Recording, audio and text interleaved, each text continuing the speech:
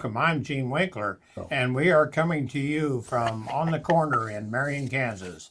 It is March 17th, and we are ready to bring you some news today, or something else. Today we have with us Chris Mercer and Mike Powers. What do you say, guys? Good day, Marion. I'm Chris Mercer, as Gene said. This is Mike Powers. We're bringing you some information from Marion, positive and otherwise. We have a list of things we want to bring to you that some local businesses and community have asked us to speak about, talk about, and we have some other information and fun stuff for you, so bear with us. We do want to mention a little bit about the St. Patrick's Day. Obviously, today is the 17th, and we're going to do a few things in the community. A few things jotted down here. So, St. Patrick's Day celebrated on 17th, March 17th. Obviously, today honors St. Patrick. Really? St. Patrick. Ain't that a heck of a deal? The patron saint of Ireland. I didn't know his name was Patrick. It is Patrick. It commemorates his role in speeding Christianity in Ireland during the 5th century. Just a little bit of news for you all. The day has become a global celebration of Irish culture, marked by parades wearing green and symbols of shamrocks. You have your green on? Doesn't look like it. I don't think that's news. If anybody out there watching this or listening to this is shocked to learn that St. Patrick's Day comes out of Ireland and you're supposed to wear green, if that's news, then they got problems. That's right. That's right. They're about 3 years old. Well, growing up, my history growing up with St. Patrick's Day, if you didn't wear green, you got pinched. So I don't know how some of you in your cultures do it, but if you're not wearing any type of green, you're going to get a little pinch. So no green. I'm telling you, Chris, you're going to find yourself canceled and imprisoned if you go around pinching people. All right. So, well, the Marion County Health Department. You are jumping right into this. I thought we were going to just have a conversation. I had to listen to you and Gene Winkler talk for 15 minutes about your CPAP machines, which was fascinating, by the way. Yes. And you didn't hear, you're just Mr. Down to Business. I wanted to make sure the community got what they need to get. and more dose of you is not what this community needs. But go ahead, my man. Well, I figure we just talk about the CPAP machine now. So I do have a CPAP machine, and just wanted these two gentlemen here, Gene and Mike, to know that I sleep 10 times better with it. So I'm pretty sure, based on what I heard from you, if you had to choose between Christy, his wife, and the CPAP machine, Christy's looking for a new home. Let's drop it right there. Okay, fair enough. Well, tell me about the health department. No, I want to do that. You do that. Okay, I can read. This show should be called Old Men with Reading Glasses.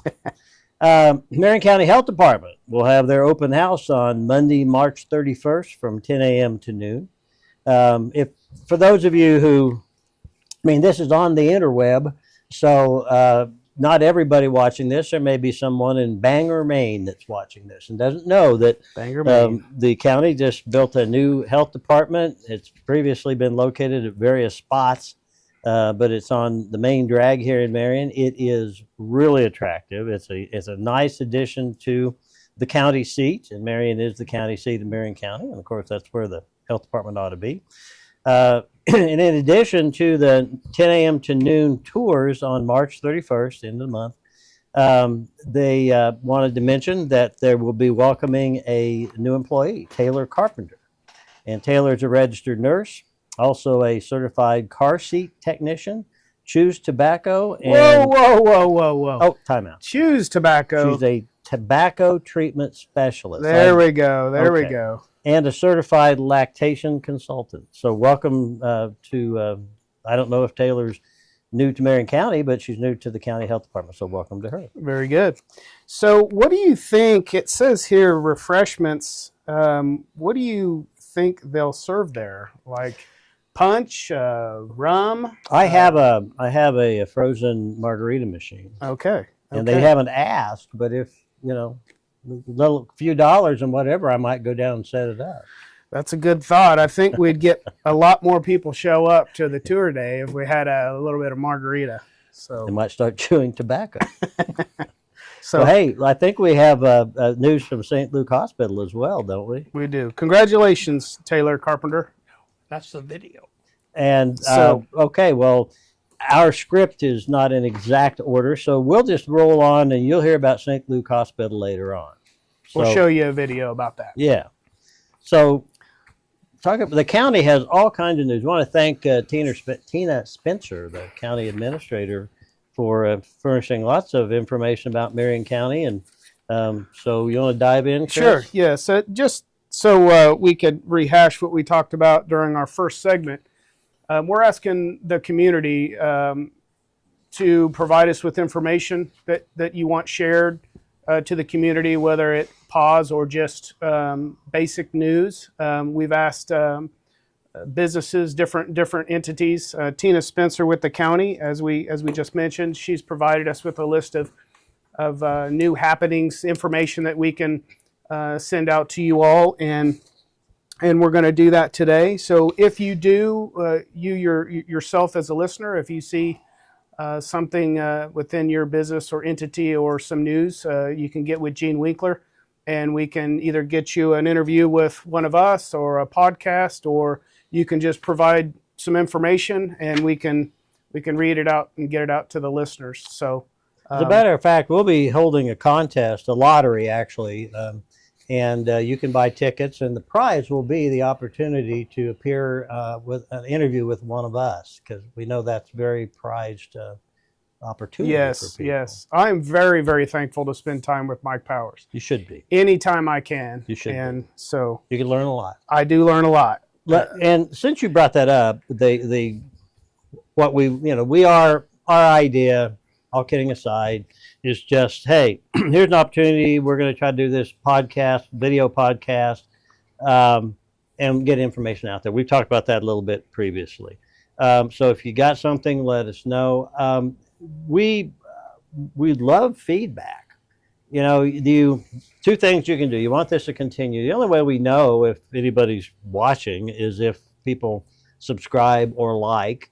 And if you're not familiar with podcasts, and if you're getting here because Gene's directed you here from Facebook, which is great, all you do is hit subscribe, and the subscription doesn't do anything. You're not paying any money. You're not doing anything. It's just that when we put out a new episode, it'll pop up, let you know. On YouTube, it'll pop up on YouTube, let you know, and you can go and choose whether you want to watch it or not. And the likes simply are saying, hey, I like this episode or whatever. And there's also the opportunity to comment. We would really appreciate it if you would comment, even if the comment is, we don't like you kidding around. We want it just to be serious, like a newscast. Or if it's, you guys aren't newscasters, you're as far away as you can get from being a newscaster. We just want you to just be yourselves but get the information out there. That's where I'm leaning, but that may not be the way you want us to go. So give us feedback in the comments section. Absolutely. And Mike, let's touch on that a little bit. Mike and I and Gene, we've had many conversations off script, of course, and over coffee, and trying to develop this meet and greet with you all. And we feel that it's very important to be authentic, to bring you, the listeners, a piece of us. Whether you want it or not. Whether you want it or not, whether you like our humor or our bad habits. We want to be authentic to you. So we want to be off script. We want to foul this up because we don't want it to be a carbon copy. This is the way it should be. We want to be authentic. We want you to see us. We want you to see our mistakes. We want it to be laid back, and we want to bring you the best news we can, the best information we can. That's authentic about Marion, about our lives. So with that, you dive into the first one. Okay, well, we're going to go touch on a little bit with Marion County, as we mentioned from Tina Spencer. She's brought us some information about a storm spotter training that's been brought up. It's on your screen. Storm Fury on the Plains is a storm spotter training presented by the National Weather Service of Wichita. It'll be held Wednesday, March 19th at 6:30 p.m. That'll be in the Sherry Flaming Center for the Arts at Tabor College. That's located about on the north end of the college. There's a roundabout there as you can pull in. This is a popular event that usually attracts over 100 community members. Everybody is welcome, and you can join. Just show up. I've been to a couple of those, and very, very informative. It's not very long. Typically, it's not very long. You learn a little bit about weather, but also how to track storms. So I encourage you to go. There's also some grant money available for Marion County residents to repair and replace failing private waterway systems. Wastewater systems. This is an income-based program. You can call the Marion County Planning and Zoning Environmental Health Office, 620-382-2945 if you have any questions. How about the Marion County Park and Lake? What do they have for us, Mike? Excuse me. COVID. It is not COVID, but for those who are watching this that live anywhere near Kansas, you know that the spring in Kansas brings a lot of wind, a lot of dust, and a lot of pollen. And allergies are kicking my rear end. And if all of you remember, on Friday was one of the busiest, windiest, pollen-based days of the year so far, with the dust blowing and the wind at 60 and 70 miles an hour. Very, very it made you wonder, dangerous. not think about because we don't remember it, but back in the 1920s and 30s, the dust bowl. I remember back then. Yeah, you do. By the way, later Gene's going to have a funny video, and I heard it was about a jackass, so I assume you're in it. I'm in it for sure. The Marion County Lake and Park will hold its 15th annual John Warner Heated Dock Fishing Derby, on Saturday, April 5 from 7 a.m. to 11 a.m. And if you want information about that, contact the Lake office, the Marion County Lake office, and the number on that is 620-382-3240. You do have to register to do it. There's a reduced fee for early registration, so I take it by that. You could register that day, but if you get registered early, it's going to cost you less. And they're going to use the proceeds to upgrade the heated dock. And that is, and I'm not a fisherman. I mean, like most of us, I guess, as a kid growing up in Kansas, some buddies would get fishing poles, go out and bound around a pond and, try to catch fish or whatever. But that's about it for me. But if that is a hobby that you like, I think this thing is great, because I don't care if it's raining, if it's snowing, if it's, the lake's almost frozen, you can go inside that heating dock and do that pleasurable activity of fishing. I think it's really cool that we have that available here. It is, Mike, and it's, I don't know the exact number, but that heating dock had some issues with it not too long ago, and it has been completely redone. If you haven't been out there, very, very nice for the Marion community to go out there and be able to fish, take their family, take their kids, whatever, and do some fishing. Very, very good deal. It's kept very, very nice by the superintendent out there, Isaac Het. Yeah, he does a good job. He does a great job. So hope to see you out there. It's a fun event. The Marion County Emergency Medical Services just received a new ambulance. It's going to be placed into service after it passes state inspection. It's outfitted with a radio and the required inventory, and probably be ready in about 30 days. And related to that's the EMS, Emergency Medical Services. An emergency medical technician, EMT class, is being facilitated by the county through Butler Community College, and that's in full swing. And so if you have any desire to maybe be an EMT, you might want to contact the county, and they could probably send you that direction.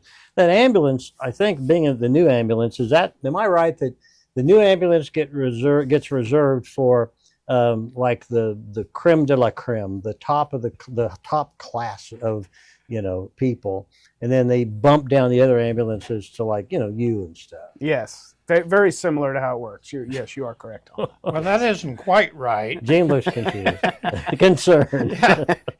What do you got for us, Gene? They do when they bring the new ambulance in. One of the older ones is taking out of service, and so what they try to do is just keep their fleet up to where the ones with the most calls usually get the new ambulance and so forth, and then they're kind of just graded on down. The locations. The locations of So where they're at. So, could we buy the old ambulance for MCTV? well, I don't know. You know, Paul Swan, he drives an ambulance that he bought and redone it and so forth. Well, And if we so- could get an ambulance, put on the corner, on the sides, and MCTV on the ends, and it could be like Ghostbusters. Yeah, Put I a like it. siren on it. We could show up at the scene and Yes. jump out, and I like that. you can have a raincoat and a big micro. Go ahead. Yeah, Next well, I thing. was going to suggest talking to Tina on that. If you want to just give her a ring on that, see if we can. If we can buy the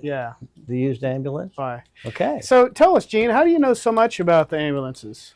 You worked in the yeah, one day or 2 days in your career. How do you know so much? 46 years. 46 years. Yeah, You were on the ambulance crew. yep. Nice. As an EMT, Nice. Yep. and I loved every bit of it Yeah.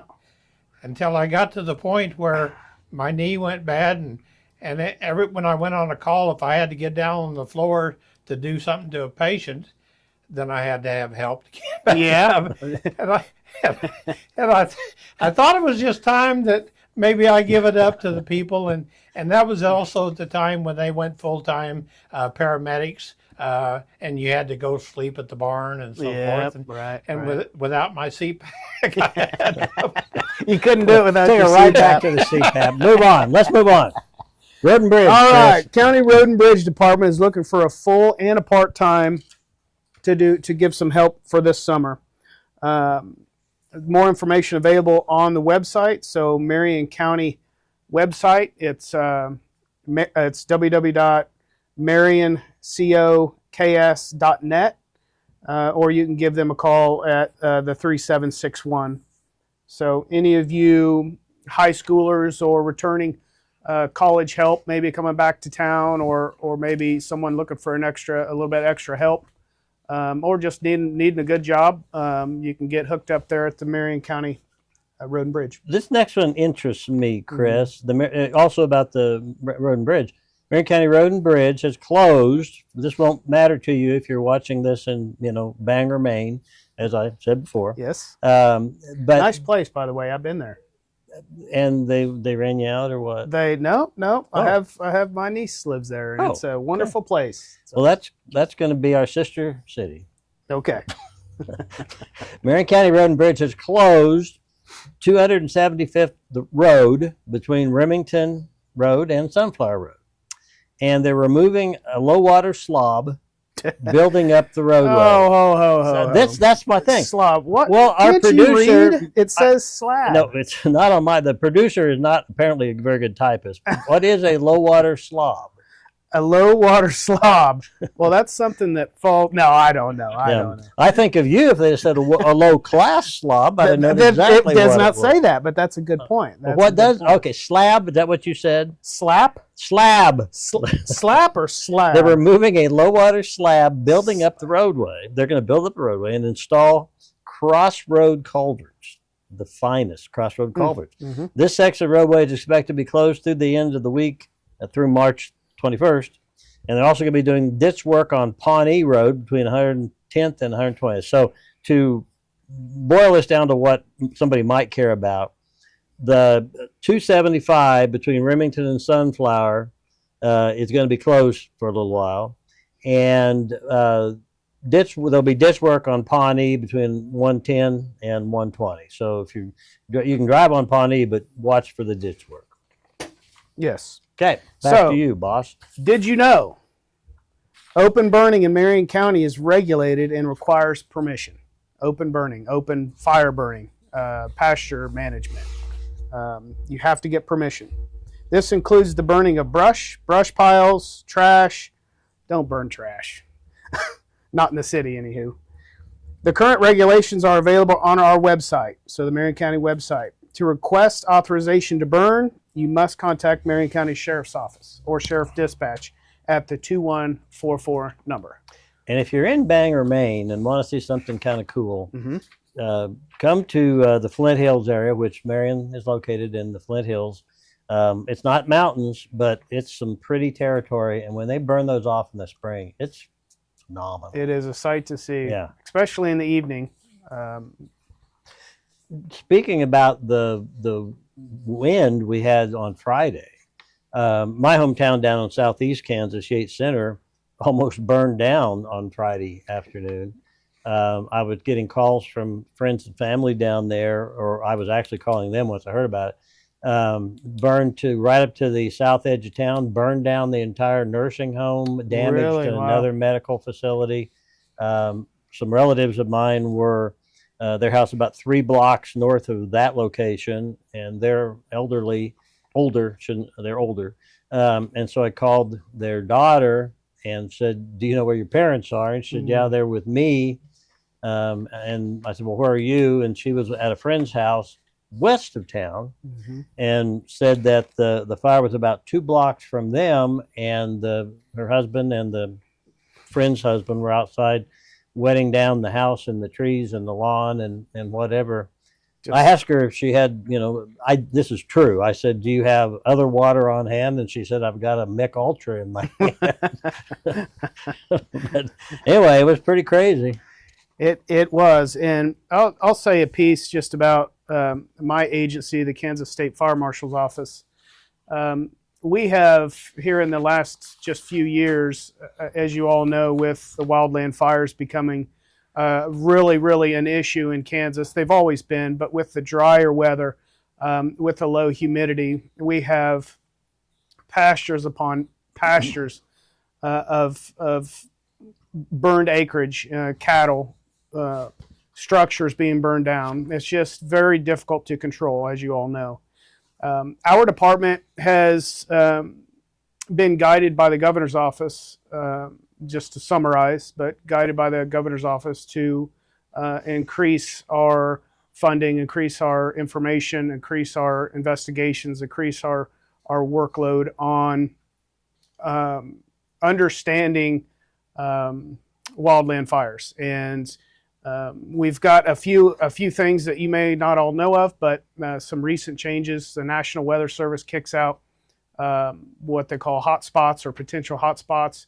I get those on my phone. I'm assuming the public, maybe the public could have access to that. I'm not aware of that, but we'll get texts that say, hey, hotspot in Franklin County, or hey, there's a potential hotspot in Marion County. And what that does is it gets us on high alert, it gets the fire departments on high alert, and they're able to prepare a little better for that. So it's a big deal. Wildland fires are a big deal, and we're working hard at our agency and the governor's level to combat that with as many ways and ideas as we can to keep the ditch fires out, keep the fire setters out, and do the best job we can. So be smart when you start talking about starting any fire anywhere, anytime. That's correct. And be aware, if it's been dry, you all know this, but if it's been dry for multiple days in a row and the humidity is really low, what we say is really low is about 22% or less, with a little bit of wind and dry a little bit of heat. It doesn't even require a warm day, but you have a recipe for disaster. That wind will move that fire uncontrollably, of course. So moving on to a more pleasant topic, Gene has the Marion Senior Center. If you're one that gets your lunch at the Marion Senior Center, can you pop that menu up, Gino? So for this week, there's your and beef and cabbage. There should be corned beef and cabbage, really. Yep. And there you go through the week. That'll be the menu at the Marion Senior Center. And why don't you leave that up, Gene, So if folks are interested, thinking about doing it, they can get it. And meanwhile, I'll mention that the Marion County Department on Aging is offering tax assistance through the United Way's Volunteer Income Tax Assistance Program, the VITA program. Services available for individuals earning less than $57,000 annually, and those aged 55 and older.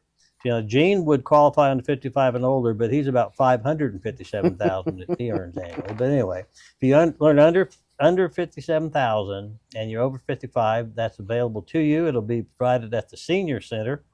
The Marion City Senior Center is located at 309 South 3rd Street, Marion, Kansas. And if you want to schedule an appointment, contact Loretta at 620-382-3580. You want to catch the next one? Very good. Well, I'll just segue right into the next topic here. Marion County Transportation Services is available those 60 years and older. 60 years and older, that would be you, Mike. Just shut up. We assist people with local appointments, trips to Newton, Wichita, trips to Salina, as well as various other locations. The fee is suggested donation only. The further a trip, the larger donation is suggested. Suggested donations go from $5 or so up to $35 depending on the location. Our main need is volunteer drivers. So those of you retired out there or others, come join us, volunteer drive. If you're interested in volunteering, please contact Linnell or Loretta at the Department of Aging. Your services will be appreciated. And yes, after my last birthday, I am over 60. Okay. Marion citizen, the senior sits. Bleh, See? Yeah. Jeez. See, you young whippersnapper. The Senior Citizens of Marion County, Inc., SCMC, has a scholarship, and they will award a $500 scholarship to a 2025 Marion County High School senior. So it doesn't have to be Marion High School. It could be any of the county high schools. Awards given to encourage young people who are interested in pursuing degrees in age or aging-related fields. Medicine, nursing, social work, the various therapies, physical, occupational speech. I may need the speech one. You can pick up an application from your school counselor or from the Marion County Department on Aging. The Department on Aging is within the Marion Senior Center, which we've already mentioned, is at 309 South 3rd Street in Marion. And that application has to be returned to them by April 7 if you want to be eligible for this year. Very good. Good. You got through that pretty smoothly. I can read. I just can't make them word sound. We need to get some Red Bulls out here. We need to have. I have never had a Red Bull in my life. You haven't. No. You haven't. My body is a vessel. A Or vessel. not Yeah. A Vessel. temple. A vessel, a temple. It's the same thing. Close, yes. So this is about all you're going to get out of us today, but there's a little bit more show, and we hope you stay tuned for it. And please, please, please, this is an evolving thing, and as it goes, we'll see what it evolves into. So far, it's evolving into kind of a mess. But we really would love to have some comments. If you want to be a smart aleck and just say something stupid, that's fine. But if you want to give us an actual suggestion on what you would like to see here or how you'd like to see it done, let us know, and we would appreciate it, and we would love you if you would subscribe and like the video. On to you, Gene. Thanks, Chris.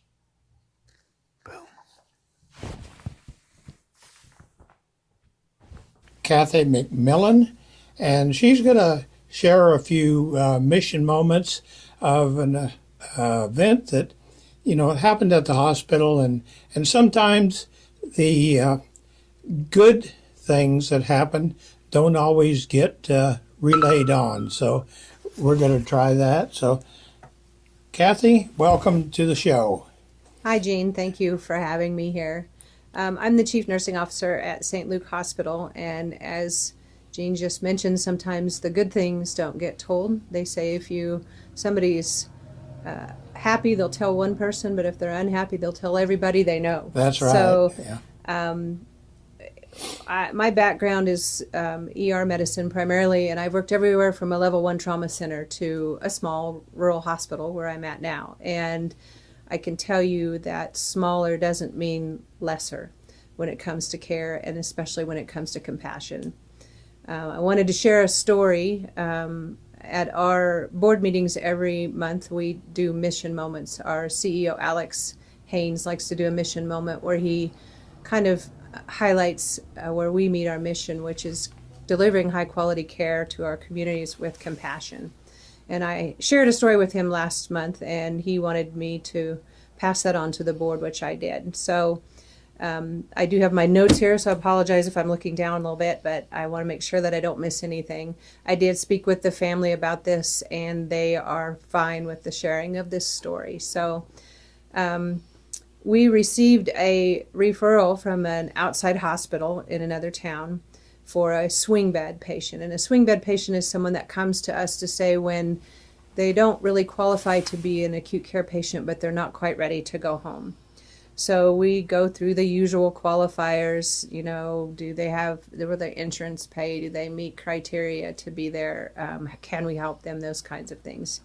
Had a lot of conversations with my nurse navigator, Kim, about whether or not we should take this patient because he was sick. I had multiple wounds, skin infections, fluid overload, catheter, wound vacs.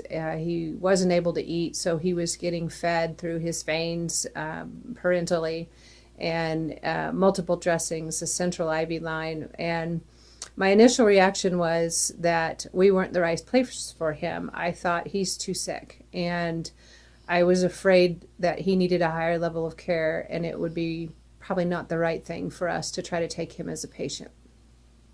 I received multiple phone calls from his daughter who lived in the Kansas City area begging me to take him because he was a resident of Hillsboro, and she wanted him to be closer to his home.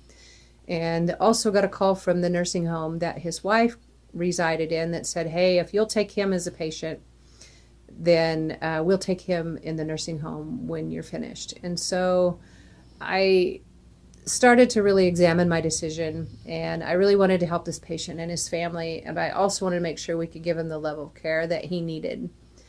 So I asked our main ER provider, which is Karen Larson, to please go drive to this hospital that he's at and look at him personally. I wanted her to lay eyes on him, review his chart, and also talk to his provider that he had there and let me call me back and say, can we help him or can we not help him? So she did, and she called me and said, I think we can do it. So we accepted him as a patient. So as I stated, before he was really sick when he came here. There were many, many tearful conversations with the daughter about whether he should be on hospice, whether he's going to get past this, whether this was, what is the rest of his life going to be, and what's the quality of his life going to be. I actually had the daughter come to my house for dinner, and we had a long conversation about different options, just so that she didn't feel pressured in that hospital setting. And I offered her support and a sounding board for dealing with her father's failing health. And slowly, one day at a time, he started improving. Some days were good, and some days were not so good. And as I often told the daughter, we celebrate the wins when we get them. And the staff fell in love with him. And with his permission, I was able to send pictures of him with therapy or just a smiling good morning pictures to his daughter so that she could see that he's having a good day. And that meant a lot to him, to his family. I stayed in our hospital for about a month. And during that time, he had a birthday, and the family was not able to be here on that day. So the nursing staff asked dietary, is there something special we can do for him today? This is his birthday. So dietary said, you betcha, we got it. So they baked him cupcakes with sprinkles, and all of the staff that were available that day, the nursing staff, came in his room, and we sang happy birthday to him, and the smile on his face spoke 1,000 words. So we got to send that video of him getting his birthday celebration to his daughter as well. He now lives at the Living Center, and his wife has moved over there as well. His daughter stopped in my office a couple of weeks ago to deliver a card and some treats for the staff and to say thank you. And while she was visiting with me, she burst into tears and said that she knows that without the care that he received from us, that she doesn't feel like he would be living today. She thinks he would have passed. So she wanted to say that there was no way to thank us for what we had done. Our constant and honest communication with her helped her feel like he was safe no matter what the outcome was going to be. And she says she truly thinks he is here today because of the care that he received at St. Luke. So that's why we do what we do. Often we just kind of hear it's hard work, it's redundant work. We do a lot of the same things over and over, and but we do make differences in those little ways that are little ways to us, but big ways to the patients and their families. Kathy, I'm glad that you come down and told us this story, and I'm glad that we were able to put it on our new YouTube channel on the corner in Marion, Kansas. And so this will be going out, and we're just glad to have you here, and thank you for all that you do. Well, thank you. Thank you. Yeah. It was. Who loves French fries most? Must be a cat stuck his head in the French fries box.